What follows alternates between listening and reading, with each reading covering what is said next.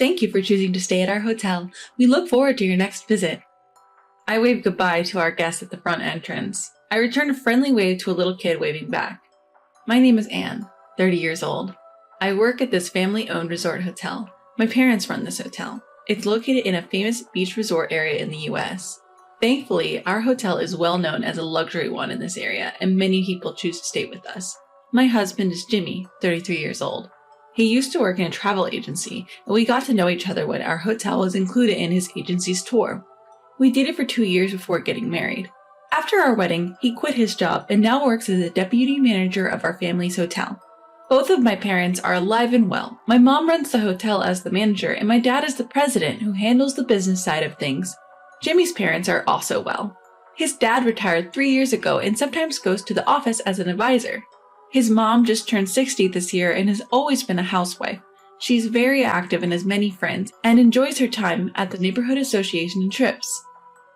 However, according to Jimmy, his mom has a habit of overspending and would buy anything she wanted without restraint, often causing his dad to get angry at her. For a while after we got married, the hotel was doing well and stable. However, like everyone else, our hotel was affected when the global virus hit.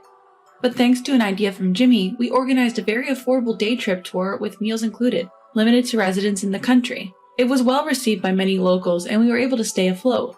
Recently, we're starting to see some calm and we're relieved to have guests visiting from outside the country as well. But despite this, I have a headache. And it's my mother-in-law.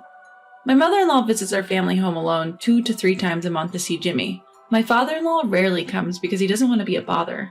There's no issue with that, but from her house to our place it takes about 5 hours by plane and car, so it's a bit difficult for a day trip.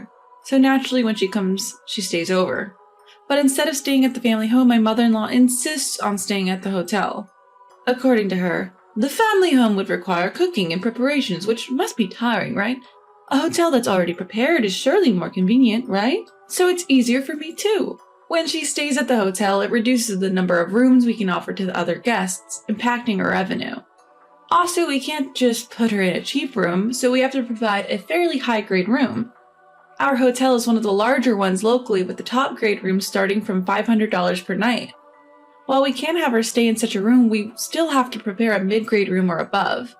We also have to prepare meals, so the actual cost comes to about $300, but we can't charge her. There's another issue too. She claims to be acting as a monitor, checking the hotel with an objective eye.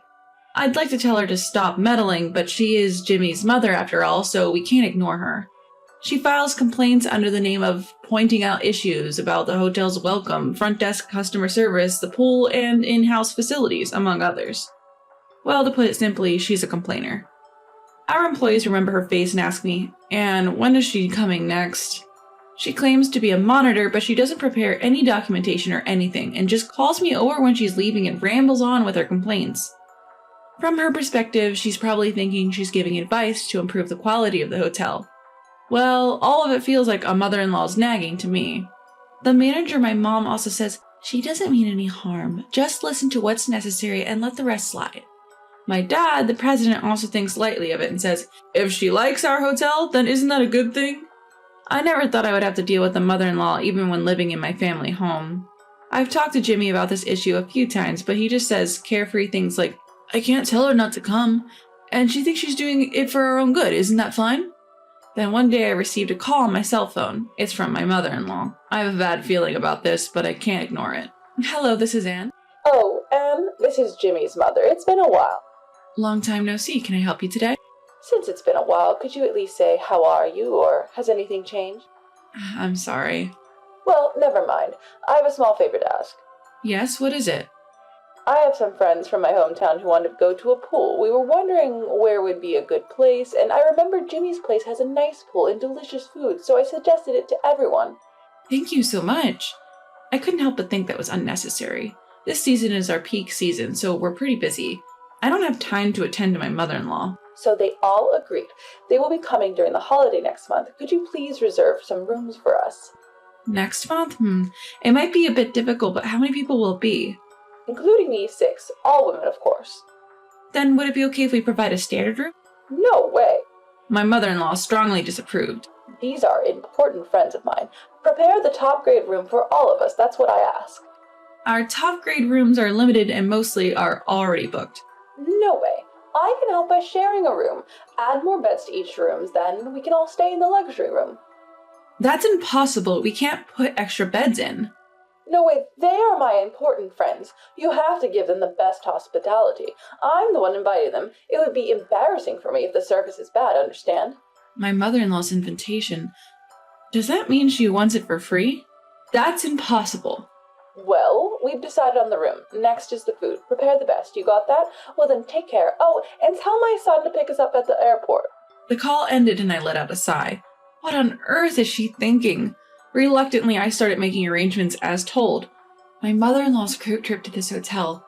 The fact that she implied everything should be on the house, I consulted my husband, who was the deputy manager, about this difficult situation. My husband said, "That's too much. My mother has never worked, so she probably doesn't know how hard it is to earn money. I'll consult with my dad about this, so leave it to me." Despite my anxiety, I decided to trust my husband's words that he would think of something. On that day, my husband went to pick up my mother-in-law's group at the airport as promised. Soon after the car came back, I greeted my mother-in-law as she got out of the car. "Mother-in-law, welcome."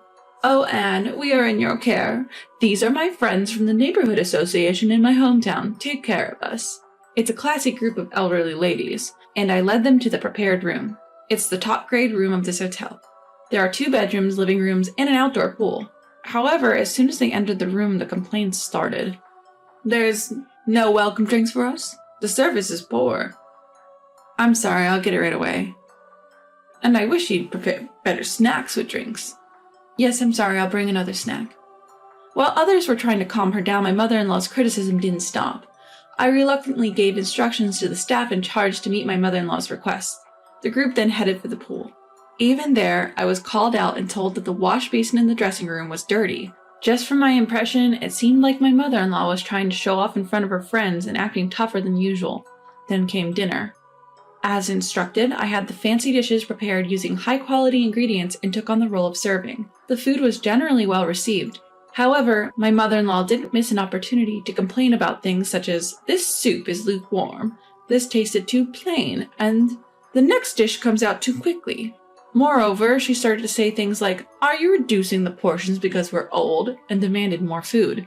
My mother-in-law further stirred things up by saying, "Since this is Anne's family's place, she'll pay for everything, so don't hesitate to order." Consequently, they ordered luxury items.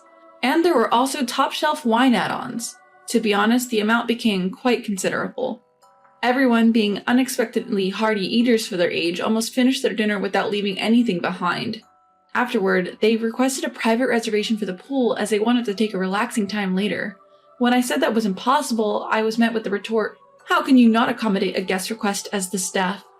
I consulted with the manager, my mom, who suggested that they could make the pool private in the morning. When I conveyed this to them, they reluctantly agreed. Then came the massage requests, along with orders for late-night snacks and nightcap cocktails. They were an energetic bunch of grannies indeed. For the bed arrangements, I had to adhere to the requests and move the extra beds into their rooms. I managed to arrange beds as moving the large ones was not feasible, but even this led to complaints. They were angry, saying, "How are we supposed to sleep in these beds?" When I was hopelessly flustered, one of the other ladies said that the bed was fine and the situation was somehow managed. Finally, the tumultuous day ended and I was finally free. I thanked the attendant for her hard work and gave her a special allowance for the extra effort she had to put in. I returned home completely exhausted. I had to prepare for the next day, and by the time I got into bed, it was already the next day. The following day, the group enjoyed a morning swim in the privately reserved pool. It was originally the cleaning time, but I had to inconvenience the staff to change the schedule. Honestly, one person's selfishness can cause trouble for many people. Meanwhile, Jimmy said he would pick up someone and left for the airport in his car. The breakfast ended without any particular complaints, except for comments like, "The tea is lukewarm," and "The soup is too salty." After serving breakfast, I returned to the front desk to prepare for the checkouts. Then I found out that the total amount for my mother-in-law's group exceeded $5,000. Shortly after, the group showed up. I stopped my mother-in-law, who was about to leave after returning the key to the front desk, and asked her to settle the bill. "May I have your payment, please? The total comes at $5,000. Will you be paying in cash or by card?" My mother-in-law exclaimed, "What? You're trying to take money from your husband's mother? Are you joking? You're going to take money from your family. How greedy are you? This is a business as well, and we've provided services worthy of the price. Moreover, if you do not pay this amount, it would be a problem. My mother-in-law's face turned red and she retorted, "This is hospitality for your husband's mother. You shouldn't be taking money. When you come to my house, do I ask for money? Isn't this the same?" What a ridiculous excuse. No, that's not the same. We understood this is a group trip utilizing our hotel. It's different from family relations and it's business. So I'd kindly request that you make the payment properly. Well, I'm shocked. You have no manners for a daughter-in-law. Isn't it disrespectful to my friends? At that moment, someone intervened in the argument between me and my mother-in-law. What's the commotion about? I'm sorry for causing any inconvenience. I apologize. And when I looked at his face, wow, father-in-law. Hey there, long time no see. Jimmy asked me to come on the first morning flight. I'm famished. I'd be grateful if I could have some breakfast here. To my surprise, my father-in-law had shown up. Hello, father-in-law. It's been a while. I'll arrange breakfast for you right away. Well, first things first, I've got to take care of my business. That's why I came here, after all. He came here in response to my husband Jimmy's SOS. He then turned to my mother-in-law. You! Why are you here? I just came to check on my son and his wife. Is that a problem? No, it's not, but there's something I'd like to ask.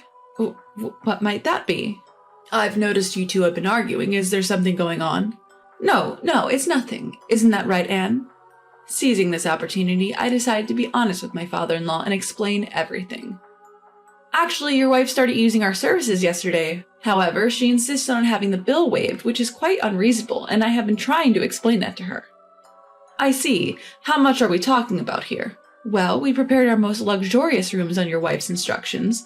There were also various additional orders and the use of our massage services, so the total came to about $5,000. I see, so she wanted it for free. Yes, that's correct. Having listened to the situation, my father-in-law challenged my mother-in-law. Is what Anne is saying true? Yes. My mother-in-law is lost for words. I heard from my son that whenever you come here, you never pay. Is that true? Well, about that. I was acting as a quality monitor and giving various advice, and in return for that, I had it for free. At this point, my father-in-law's expression changed. Why don't you stop this nonsense? I already know everything. Yes. My mother-in-law's face hardened and turned pale. I heard that every time you come to visit my son, you use this hotel for free, and you're causing a lot of trouble. Is that correct? I'm sorry. I might have gotten a little carried away.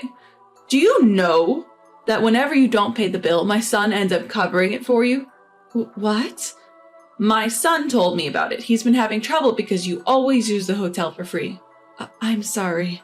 And this trip, he consulted with me because he was worried that you would use it for free again. I couldn't leave it alone and came here, just as I thought you've been causing trouble for Anne and her parents. Yes, I apologize.